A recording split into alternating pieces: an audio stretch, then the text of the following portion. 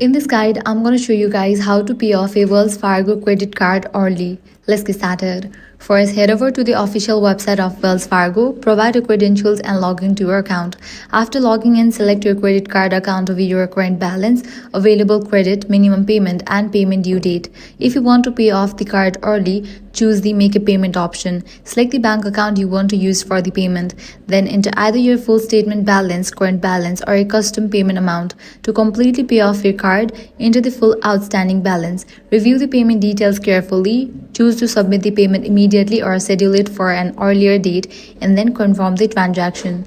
If you don't have a linked bank account, you can add one by following the on-screen instructions.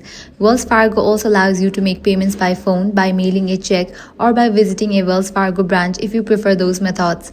Once a payment has been processed, check your account to make sure the balance has been updated.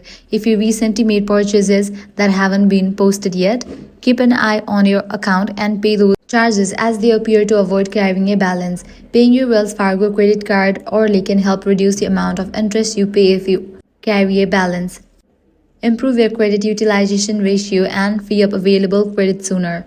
And that's it. If this guide helped you out, do not forget to like, share, and subscribe.